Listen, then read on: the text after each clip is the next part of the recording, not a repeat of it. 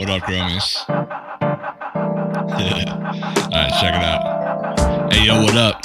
The name is NerdGrows. I got the buttery turf flows, the way I make these herbs grow. This one's for all my tent homies and my earth hoes. Yo. What are you doing, man? What? Start the podcast. Alright. What up, y'all? Welcome to episode 4 of the NerdGrows podcast. Right up top, I'm just going to tell you about how my grow is doing. So I'm almost at the point where I have a 3-plant perpetual grow set up. So I have Odin Sons from BGG on day 11, also looking amazing. I'm sure a huge part of it was my fault, but like my first 2 plants, the seedlings did not pop off as fast as this one did. And it just looks awesome. It's already, it's starting either second or third node right now, which is, I feel like for me personally, that like I didn't see that with my first 2 plants really. It was a couple weeks, I feel like, before like veg really started to go off. But yeah, it's doing good. So kind of a update to last episode where I told you like kind of like what Alabrije and Your Average Grow said a few episodes ago, was like giving your bonsai just whatever leftover water you have from your main plants. So I've been doing that, and like they've looked great so far, but now the bonsai is starting to enter flower, and it does look like it's getting some deficiencies. I'm not going to change what I'm doing though. I'm not going to calculate newts for a bonsai. I'm sure I will in subsequent bonsais, but a big part of me growing this first bonsai was just kind of to see the limitations, like how much can I abuse one plant. So I kind of know like where the thresholds are for like overfeeding, underfeeding, overwatering, underwatering. I've just been kind of just winging it, but with like a close eye for detail, like intentional winging it. Is that a thing?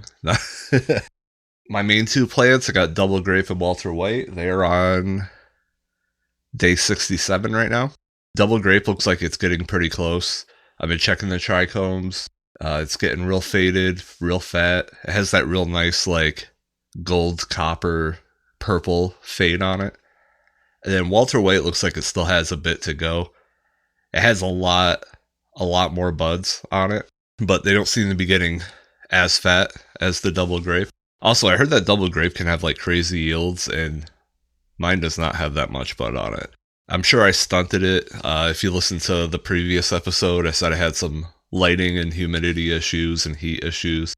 In general, I had some climate control issues when I first started growing, and I'm sure that stunted the seedlings a bit.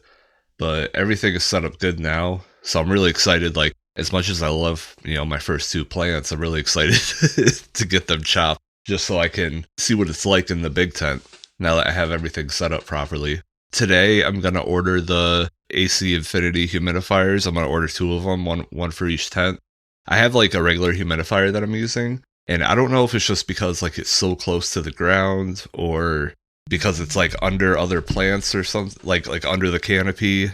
The thermostat on it always reads like way higher than what it is, which normally would be fine. You could just adjust your thermostat settings to whatever the humidifier says.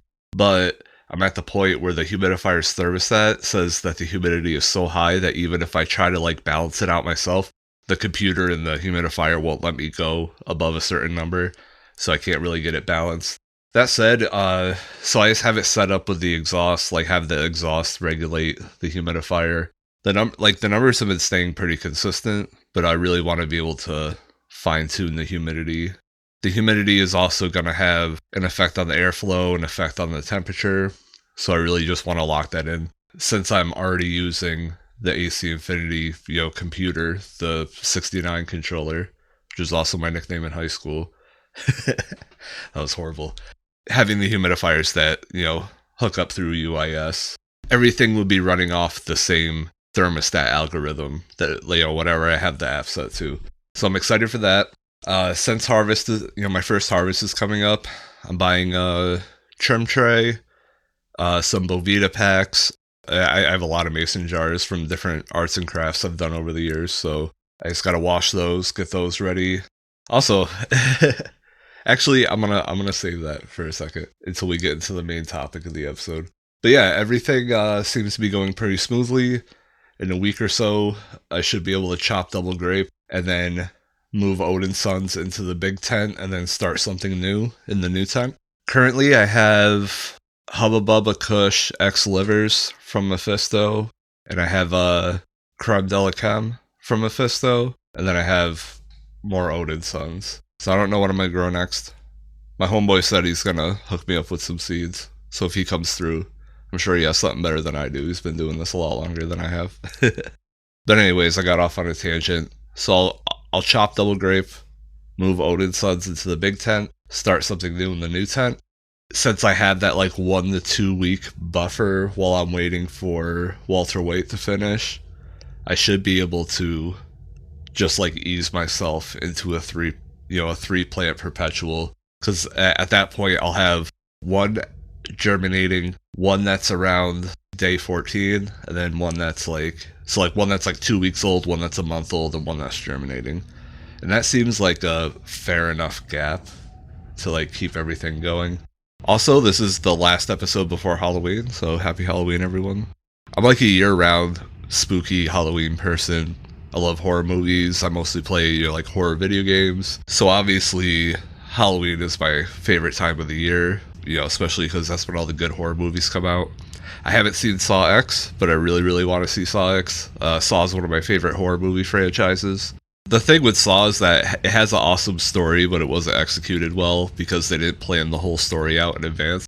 But from what I've heard, Saw X takes place in between Saw 1 and 2, so you get kind of like some backstory, and it kind of has that old feel, like, before all these other like apprentices, and before Jigsaw was really like a household name in the universe, obviously. So like having that like kind of throwback story added into the series would be really cool. Especially since the last two Saw movies, which was Spiral and Jigsaw, even though they did like play into the plot of the main series, they felt more like extensions, or like they're like the DLC of the Saw lore, I think it would be cool to like see a Saw movie that kind of gets back to its roots. Everyone I know that has seen it says it's awesome. Also, I'm really, really, really excited for Five Nights at Freddy's.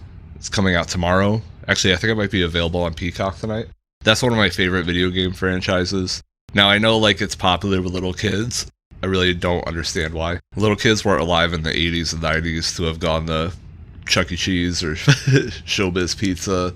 I don't know. Five Nights at Freddy's is a franchise built for people my age, like in their 30s. They're in their 30s now. Like the franchise has been going on for 10 years, so I was in my early 20s when it started. But I feel like it's for like people in that age bracket, and it's just been like co-opted by little kids, probably because of all the merchandise. But yeah, I'm super excited for that movie. Matt Lillard is playing the bad guy in it. And like a lot of people are like, oh, it's Shaggy from Scooby-Doo. And I'm like, no, that's Stu Macher from Scream. Or, I mean, he wasn't a villain in SLC Punk, but that's like a not kid-friendly character as well. I'm excited to see Matt Lillard play out this villain that, I've fought against in these video games for the past decade. But anyway, that's just me rambling about horror movies because it's Halloween. Alright, so today's topic is going to be kind of silly. Hopefully, I mean, we're only 4 episodes in, but hopefully by now, or if you know me from like Discord or from around the internet, I like being silly a lot. So this is going to be kind of a silly episode.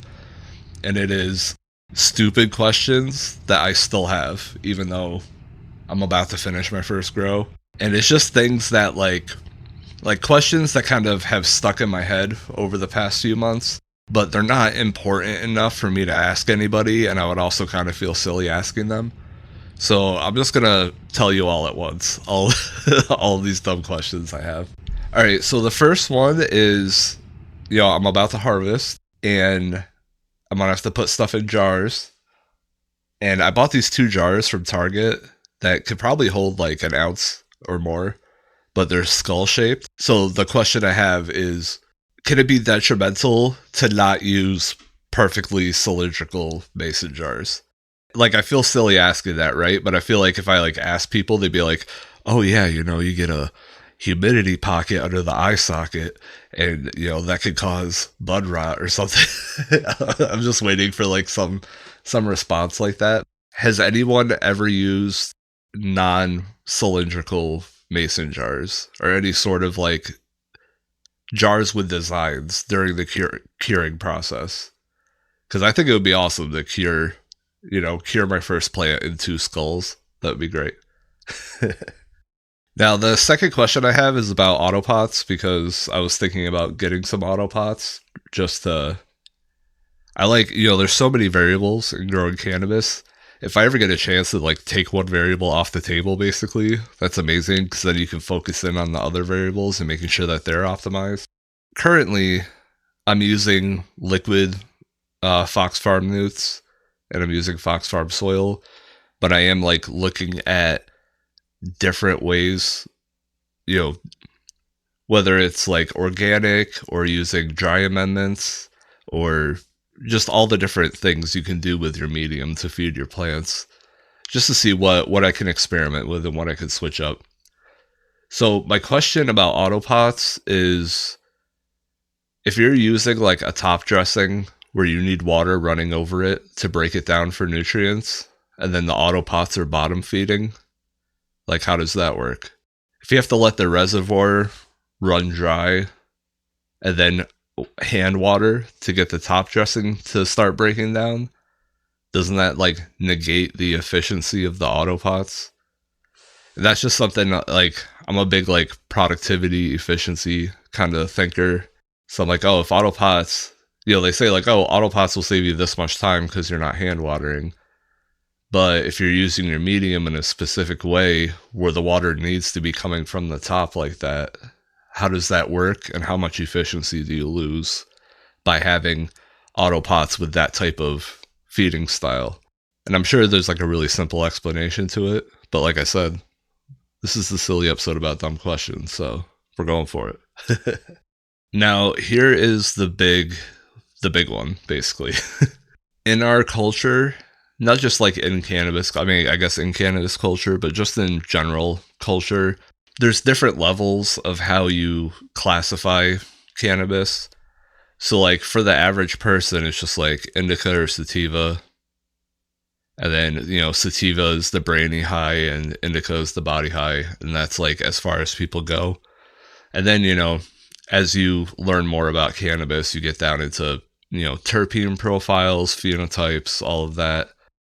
So the question I have is, that high level indica versus sativa that the average person has, where it's just brainy high or couch lock, basically, does it matter? So I saw a video on YouTube that I want to say it was who does the this expert answers Google's most Googled questions or whatever. Is that Vanity Fair or something like that, or Wired or something? But it's one of those videos, and it was a cannabis expert, and she had said that biologically there's really, or probably not biologically, because I know people say that indica plants look like this and sativa plants look like this, but she was talking about how it's all, biologically it's all cannabis sativa. And then also she said there have been studies where there's no chemical, there's no difference in the chemical composition between sativa and indica. And that's something that always kind of stuck in my head, because, going to dispensaries, I've seen oh, this dispensary has Gorilla Glue as a sativa, and this one has Gorilla Glue as an indica, this one has it as a hybrid. There doesn't seem to be a lot of consistency between different growers, different breeders, and different dispensaries. As I started to learn how to grow cannabis, people started telling me, oh, you got to check the trichomes to see when they're done. And if they're cloudy, cloudy's what gets you high. And then when they turn amber, amber's what gives you the body high. So if you're growing and you can control the amount of body high versus head high that you get, couldn't any plant technically be considered a sativa or an indica? That's just kind of been my thought process as I've been trying to think through this recently. So it's really a couple questions. It's biologically, are there actually two different classifications of cannabis plants like that? And then high Y, well, then you have the chemical level of the THC and the THC profile and the terpene profile, or I guess I should say the cannabinoid profile and the terpene profile. Is there a difference chemically? And then on the third level, like the cultural level, is more like, do these two different types of plants actually give you the high in one direction or the other? Or does it all just come down to how early or late you harvest the plant based on the trichome profile? It just seems to be like whenever I hear about indica and sativa, there's like all these, like I just said, it operates on many different levels, like a biological level, chemical level, cultural level. And it all seems like all the information I get seems to be contradictory, where I can't wrap my head around a good understanding of it. So if anyone has like a easier way to break it down than that, I'd love to hear it. All right, and the last question I have, I guess it's not really silly or dumb, but it's just something that's been rolling around in my head a bit. So I've heard a lot of people say that the first few weeks of the grow is the most important, and then everything just kind of, plants and leaves, they all build off of themselves. So obviously, as you get more leaves, more photosynthesis occurs, and the plant grows bigger and bigger. But I've heard a lot of people really hone in on the fact that like the overall size of your plant is like very dependent on the first few weeks. So currently I'm using soil that's already enriched. So for the first few weeks, I'm really just like dribbling water on it, essentially. I try to do the thing where it's like, what do they say? Like water. So I'm doing like, I'm not transplanting. It's just in the final pot. And then I hear like the rule of thumb for a lot of people is that they water out to the edge of the leaves. So you get like a bigger and bigger circle as the plant starts to go in the veg. But I'm just doing like pH water. Nothing crazy. It's getting the newts it needs from the soil. So it's not even like a question. Like I think people are wrong for saying that the first few weeks are important. It's more of like, I can't think of how to optimize it anymore. So I guess I'm looking for suggestions there of like, outside of climate and like water and what your medium is, what really is there to do with a seedling that can like really optimize for a really big plant? So that's probably the next thing I'm going to try to learn about. Then also, as a side note, I think I'm about to start teaching myself how to LST on like a main plant. Obviously, it's very nerve-wracking, but between what I've done with the bonsais I've had, I at least feel confident handling it. Like I feel like I could like install the ties and the clips and everything correctly, but more so about like the style of doing it. Like, what angle do you bend it down to, or how often do you adjust it, or how many times, do you tie down all the other branches too, kind of thing. So I'm trying to figure that out right now. But I used the bonsai. I think I said in episode 1 where I was purposefully growing bonsais to teach get more comfortable with LST. Between that and like defoliating the main plants, like I'm getting pretty comfortable with handling the plants. Oh my god, pulling off the first fan leaf ever on your first plant. Man, what a day that was. That was a rush, let me tell you. And now I'm like plucking them off left and right as they're fading off and dying. It's been a crazy few months, let me tell you. I've learned so much. I feel like I've taken like college course on this already. I've probably learned more about growing cannabis in the past few months than I probably learned in all of grad school. But I just love learning new shit. I don't know what to tell you. All right, so that's today's episode. I just wanted to ask a bunch of weird questions that have been in my head and just have fun with it. And yeah, happy Halloween, everyone. Hope you have fun. And I'll see you next week. Peace.